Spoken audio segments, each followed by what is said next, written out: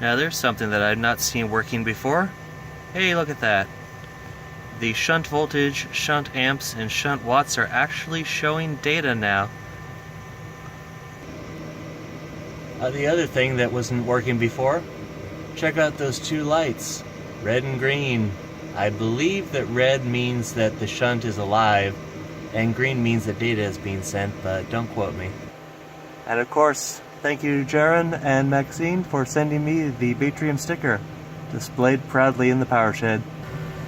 Apologies, Jaron, if the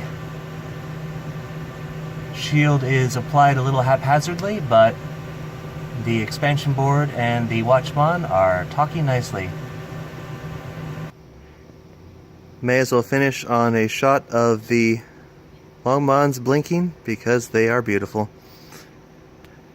Anyway, catch you next time.